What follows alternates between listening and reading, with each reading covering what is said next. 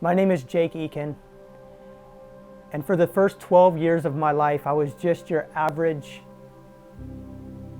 kid.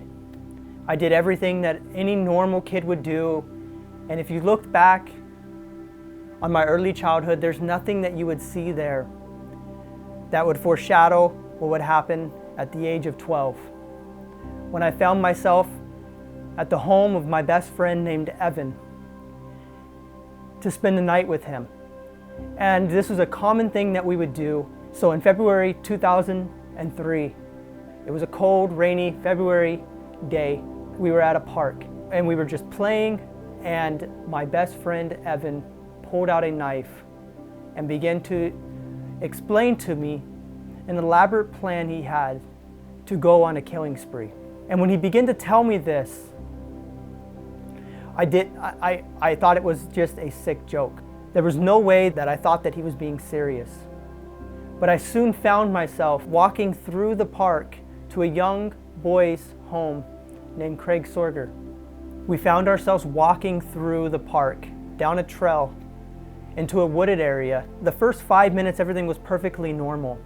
And then Evan walked away and came back with a basketball-sized rock in his hand. And he asked Craig to kneel down on the ground, to touch the ground to see if it was wet, because Evan told him that he didn't want his clothes to get dirty. And so Craig knelt down to the ground and touched it and began to count. And when Craig got to 9, without any warning at all, Evan dropped the rock on the back of Craig's neck, and Craig fell face first into the ground. And Evan then kneeled down and began to strike Craig in the back. And while this was happening, I was standing off to the side watching as this happened. I was in total shock. Craig then got up and ran towards the exit of the woods. And Evan chased after him and threw him to the ground. And at this point, I then tried to stop Evan. I actually told him to stop. I yelled out to him to stop. Evan got off of Craig and walked over to me and pushed me to the ground. And it was from there that I watched as my best friend began to strike this young boy over and over and over 30 times. There was a moment where at the very end, as Craig laid face first in the ground, where I looked towards the exit and I remember thinking to myself, I need to leave. I need to get out of here as quick as possible. But I remember thinking back at this plan that Evan had to go on this killing spree. And I remember thinking for a split moment that I was next. I was small for my age. I was 4'6", 60 pounds. And I remember thinking that there was no way that I could escape from Evan. And so instead, I reached out and I grabbed a branch from the ground. And originally my plan was to hit Evan. But then the same fear went through my mind once again that I couldn't overpower Evan, that Evan would overpower me. I can't explain why I did this beyond just the shock and the fear that I was in. I walked past Evan and I struck Craig, who was lying face first on the ground, in the head and the legs. And I remember throwing the branch to the ground, and then Evan walking up to me without saying a single word and shaking my hand. We left the park there, and 3 days later we were arrested for first-degree murder, and our bail was at $1 million. And so I would spend probably the next year of my life inside a juvenile facility. Finally, I told the truth of what had happened to Craig. I pled guilty to second-degree murder by complicity. And on the day of sentencing, I was allowed to read a letter of apology to the Sorger family. And I remember in part, I talked about in the letter of how I wished that one day that I could be forgiven for what I had done. But I said in the letter that I didn't think that they would ever come. And the reason that I said that was because even then, even though at the age of 14, I had never heard the gospel, but I knew that I deserved worse than a 14-year sentence for what had happened to Craig. I do remember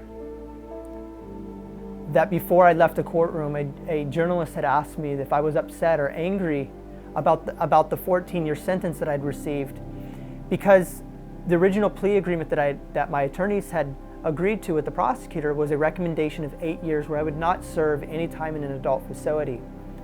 And so the journalist asked me whether or not I was upset that I had received the 14 years, the mid-range sentence.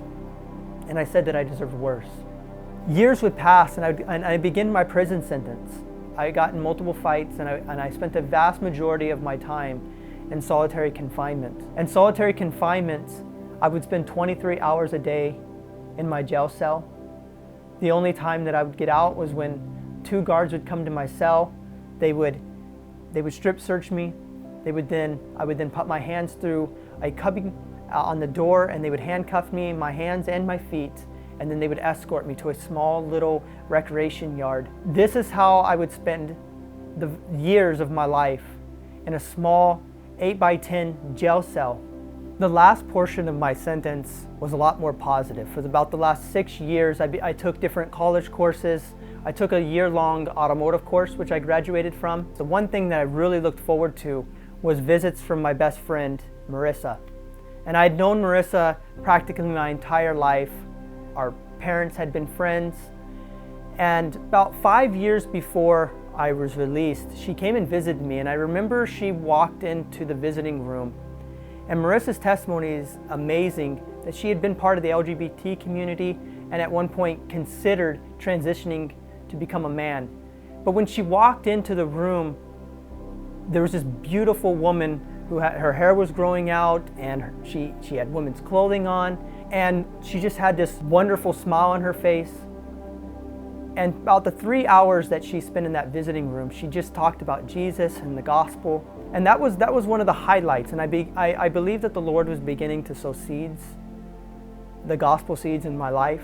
In 2016, they put me in a work release facility in Yakima, Washington. It was very difficult. I'd been in prison practically my entire life, and I was thrown out into work release, and the responsibilities were just too much. And so about 90 days before I was scheduled to be released, I actually escaped from the work release facility. I hitchhiked from Yakima all the way to Idaho, about 300 miles. And then there I caught a bus and to South Dakota, to Rapid City, South Dakota, where federal U.S. Marshals intercepted me at gunpoint and extradited me back to Washington. I was then thrown back to finish my original sentence in a state prison, and the day I would have been released, I was put on a chain bus and driven back to the county jail in Yakima, Washington, where I faced an additional 5 years for escape. And Yakima County Jail is probably one of the worst county jails in the country. I was on the top floor because I was maximum security for a flight risk. And the first day I was there, I witnessed a man stabbed to death by a rival gang. And this was the environment that I found myself in. And I believe that the Lord was then working on me. I remember walking into my jail cell, and on the floor, I found 3 books. One was the Bible, the other was the Journals of Jim Elliot, and then Eric Metakis' Bonhoeffer book. And originally I started reading the Bonhoeffer book, and I was just impressed by Bonhoeffer's bold stand against the Nazi Holocaust. What really influenced me was the fact that Bonhoeffer was a voice for the voiceless. And so after I finished the Bonhoeffer book, I began to read the Bible. And the Bible that I had recommended that you started from Genesis and you read all the way through to Revelation. And so that's how I did it. That's how I read the Bible. I just remember through the 6 months that I spent in that county jail on the escape charges, every moment that I was awake, hour after hour, I would read the Bible. I'd go to sleep, I'd wake up, and I would read the Bible. And the Lord began to work on me. And on January 7th of 2016, just months before I was scheduled to be released, I remember falling on my knees on the dirty concrete floor of my jail cell and crying out for the Lord to save me. And when I rose from the floor of that jail cell, it was as if the old Jake Eakin was dead. And a new, born-again Jake Eakin was there with whole new passions. And suddenly this murderer, this escapee, all of a sudden I knew that I had a new identity in Christ.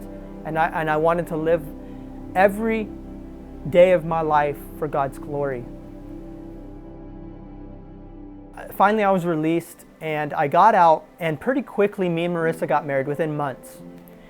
But I remember feeling kind of adrift. I wasn't sure what the Lord wanted me to do. I knew that I wanted to do some type of missions work. I wanted to spread the gospel. I wanted to advance God's kingdom on the earth. But I wasn't exactly sure what I wanted to do. I was in this place of limbo. But one day, I was sitting on the couch with Marissa, and I was looking on YouTube, and I came across a video of an abortion rescue in Louisville, Kentucky. And there was a man named Rusty Thomas, and him and I think 11 other Christians peacefully sat in front of this abortion clinic and on Mother's Day, and they called it the Mother's Day Rescue. But it wasn't necessarily that captured me. There was a moment in the video where Rusty Thomas and the other rescuers were sitting on the sidewalk in handcuffs. And Rusty Thomas looks up to his son, Jeremiah Thomas, and tells him, "Son, this is your heritage." And for some reason, the Lord used that video to break my heart for the preborn. And Marissa tells the story about how she was watching my face when I was watching this video. She said to herself, "Jake's found what it is the Lord wants him to do." And it wasn't probably just 3 weeks later, me and Marissa found ourselves outside an abortion clinic, pleading and interceding on behalf of preborn children. And from then on, for the last 3 years of our lives, we've spent countless thousands of hours outside abortion clinics, being a voice for preborn children. We've saved dozens of children from being murdered. We've offered the hope of the gospel of salvation, the good news that we worship a God, we serve a God who can forgive murderers. And that is what I hope to accomplish with sharing my testimony.